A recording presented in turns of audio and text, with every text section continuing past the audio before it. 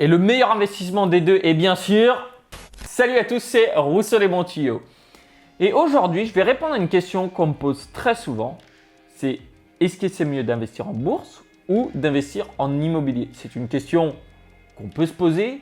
Et il y a des personnes qui se disent je vais investir dans les deux ou je vais commencer par l'un, je vais commencer par l'autre.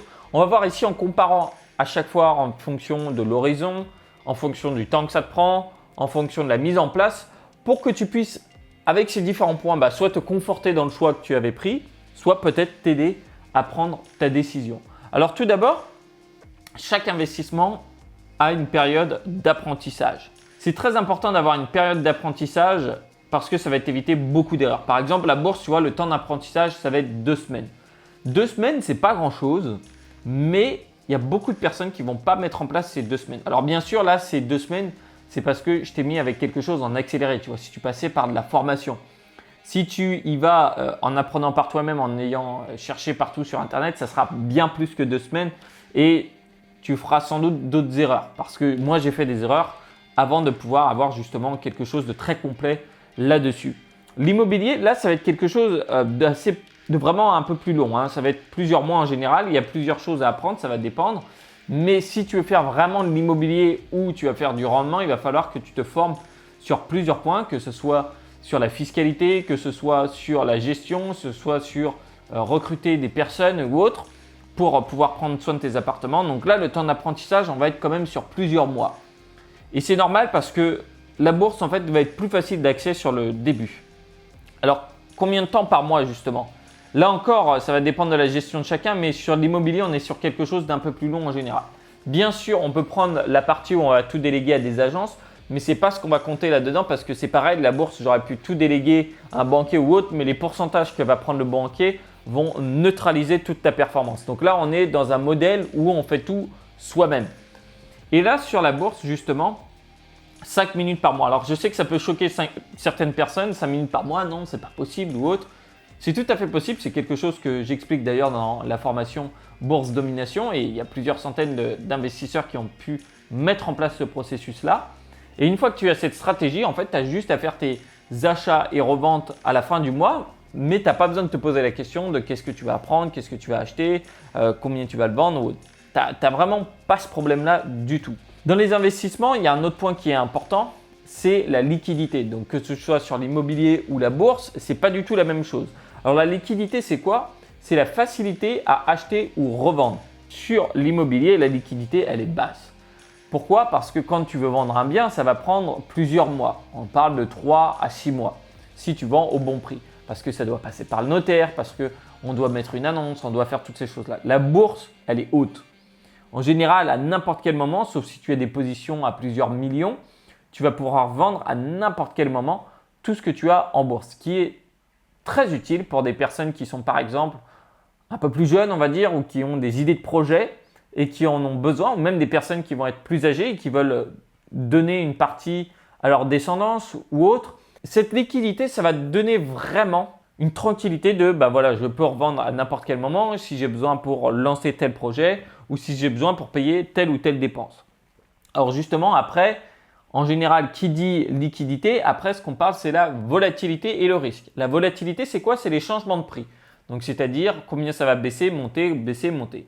Alors la volatilité de la bourse, elle est moyenne, voire haute. Ça va dépendre à quoi on compare. Aujourd'hui, avec les crypto-monnaies, on dirait que la bourse a une volatilité moyenne. Alors qu'avant, si on comparait que la bourse et l'immobilier, on aurait dit peut-être plus haute.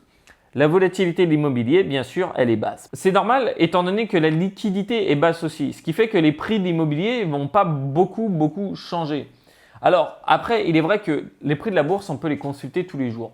Mais pourtant, les prix de l'immobilier, on peut aussi les consulter tous les jours et ce n'est pas quelque chose qu'on va faire. En fait, ils évoluent intrinsèquement et après, on voit les résultats plus tard. Mais pour ceux qui ont, on va dire, un petit peu peur là-dessus, ça va les aider. Alors justement, quelle est la rentabilité historique de l'immobilier? Alors si j'avais pris l'immobilier qui est, on va dire, l'immobilier papier, c'est-à-dire en passant par des grands groupes qui vont acheter directement beaucoup d'immobilier, les mettre en gestion et après te donner une partie des rendements, on avait quelque chose qui était en dessous de la bourse. Mais j'ai voulu faire les choses dans les règles de l'art. Du coup, j'ai pris le comparatif avec vraiment si tu faisais tout toi-même. Alors ça peut être de négatif à beaucoup plus, ça va dépendre du temps d'implication de ce que tu vas faire. Si par exemple tu prends un appartement et que tu le divises pour le mettre en colocation, eh bien tant qu'il y a des étudiants qui viennent dans cette ville, tu vas sans doute faire plus d'argent que si il était tout seul. Voilà, juste que le fait de le mettre en colocation, ça t'a pris peut-être un peu de temps, mais tu auras gagné grâce à ça. Et tu as ensuite l'appréciation du prix de revente. Il faut savoir que beaucoup de personnes pensent toujours avoir fait une bonne affaire dans l'immobilier puisqu'elles vont revendre plus cher plus tard, mais très peu d'entre elles en fait comptent l'inflation. Et si en fait on compte l'inflation, il y a bien souvent où le bien n'a pas pris de la valeur, ou il a même peut-être baissé en valeur. Alors pour ce qui est de la bourse, c'est 11,80%, 11,80%. Je t'ai mis la source juste en dessous qui a analysé ça sur plus de 40 ans. Alors justement, je t'ai pas mis l'immobilier papier ou autre qui serait moins rentable que la bourse parce que je sais qu'il y a des personnes qui peuvent atteindre des rendements qui vont être supérieurs à ces 12% presque dans la bourse. Il n'y a pas beaucoup de personnes, en général je vais en connaître beaucoup qui font beaucoup moins que ça, mais il y a certaines personnes qui arrivent. Alors à quel horizon? Déjà la bourse pour moi c'est minimum 10 ans. Pourquoi c'est minimum 10 ans? Parce que tu vas avoir plusieurs cycles économiques. Tu vas avoir un moment des crises et là la plupart des personnes vendent pendant les crises. Et là, toi et moi, on les remercie. Pourquoi? Parce qu'on a notre plan et on achète pendant la crise, c'est en solde et après on encaisse beaucoup quand ça remonte. Et on dira bien sûr qu'on a eu de la chance. Sur l'immobilier, là on parle du 30 ans ou plus. Pourquoi 30 ans ou plus? Parce que déjà en général, tu vas acheter de l'immobilier avec des emprunts. Et quand tu achètes avec des emprunts, tu vas t'endetter sur 20 ans et certains vont le faire sur 30 ans. Donc c'est pour ça que j'ai mis 30 ans et plus. C'est vraiment un horizon qui est très loin, donc il faut être sûr de pouvoir rester à disposition dans ce pays ou pouvoir revenir s'il y a besoin de faire des signatures ou autre. Mais c'est quelque chose à savoir. Ce n'est pas du tout les mêmes horizons, ce n'est pas du tout la même chose. La partie préférée, je pense, des Français, ça va être la fiscalité. La fiscalité, ce n'est pas quelque chose qui m'intéresse beaucoup dans les investissements. Pourquoi? Parce que la fiscalité évolue. Tu vois, en 30 ans, on va avoir plusieurs présidents. En 10 ans, c'est pareil. Donc la fiscalité va évoluer. Et la fiscalité peut être avantageuse pour un placement à un moment T, et ça ne veut pas dire que demain, elle sera toujours avantageuse. Et je pense qu'il ne faut pas se bloquer sur la fiscalité. C'est une règle sur laquelle on a peu de pouvoir en fait d'action, à part si on part sur de l'expatriation, bien sûr. Et dans ce cas, il faut jouer avec les règles comme elles sont et le prendre comme un avantage. Pour ce qui est de la bourse, comme je le disais précédemment, en ce moment, on est plus sur une niche fiscale. Pourquoi? Parce que tu es imposé à seulement 17,2% sur tes gains grâce au PEA, le plan d'épargne en action. J'ai une vidéo à ce sujet et normalement, si je ne me trompe pas, du coup, la vidéo, elle apparaît de ce côté-là. Sur ces 17,2%, c'est que sur tes gains. C'est que sur tes gains. Admettons, tu as placé 10 000 € en bourse. Voilà, tu n'as rien fait de plus. À la fin, tu as gagné 11,80% en plus. Donc, c'est-à-dire que tu as fait un gain de 1 180 €. C'est seulement sur ces 1 180 € que tu devras payer 17,2%. Ce qui est plutôt pas mal. On peut être d'accord. Alors après, il y a des petits bonus. Il y a des petits bonus quand même que je voulais rajouter en fonction duquel tu choisis. Sur l'immobilier, déjà, c'est que tu peux prendre à crédit. C'est-à-dire que si tu n'as pas d'argent ou tu n'en as pas beaucoup, tu peux acheter grâce au crédit parce que la banque va pouvoir te prêter. Alors, il faut quand même que tes loyers payent plus que ce que tu vas rembourser en crédit. Parce que sinon, tu dois faire un effort, comme ils disent. Là, c'est idiot parce que tu vas attendre 20 ou 30 ans et tu vas payer de ta poche à chaque fois tous les mois. Du coup, tu te retrouves avec quelque chose qui devient presque un passif pour pouvoir, dans une optique plus tard, dans 20-30 ans, peut-être le revendre plus cher que ce que tu avais acheté. Sauf que sans doute que tu ne compteras pas l'inflation et donc sur 20-30 ans, forcément que tu te retrouves gagnant si tu n'as pas pris en compte l'inflation. Donc, il faut faire attention. Si on est bon et qu'on s'est bien formé, on peut prendre de l'immobilier avec le crédit et avoir les loyers qui remboursent le crédit et sinon, c'est compliqué. Alors, pour ce qui est justement de la bourse, il y a aussi bien sûr le bonus des dividendes qui peut être une bonne source de revenus passifs. Ce n'est pas forcément quelque chose sur lequel je vais me concentrer puisque pour moi, l'augmentation générale des actions est peut-être plus importante que les dividendes et je réinvestis toujours les dividendes. Mais je pense que pour certaines personnes, ça peut être important et donc justement, c'est pour ça que j'en parle. Alors maintenant, admettons, tu vas voir ton banquier. Tu dis, bon, j'ai vu la vidéo de Rousseau les bons tuyaux. Ton banquier va te dire, ok, je m'en doutais que vous allez bien trouver la chaîne un jour. J'espère que vous n'êtes pas abonné. Bon, tu vas lui dire que tu t'es abonné, bien sûr, parce que je pense que c'est ce que tu as fait. Et à mon avis, tu as aussi pété le bouton du pouce bleu. Tu es arrivé, tu as mis le pouce bleu.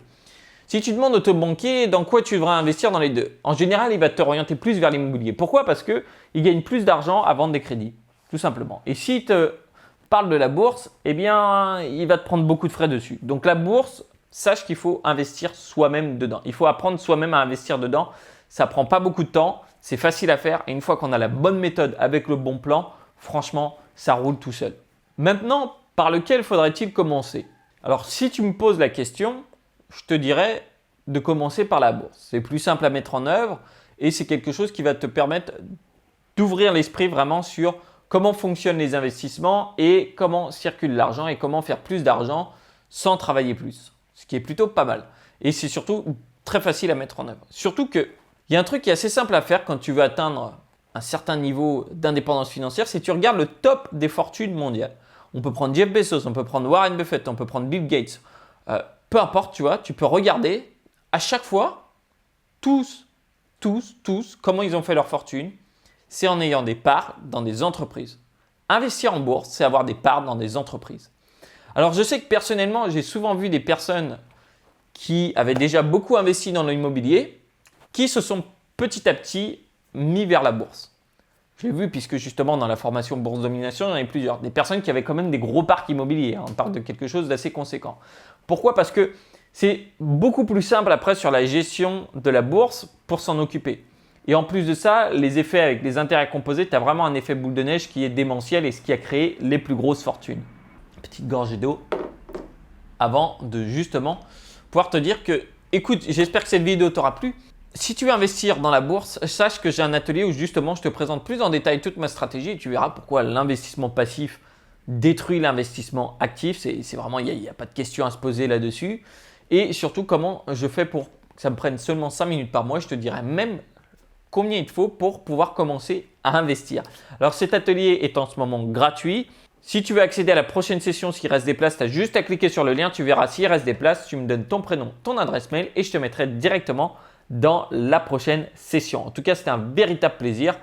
Je l'ai déjà dit tout à l'heure, mais vaut mieux le dire 2 fois qu'une.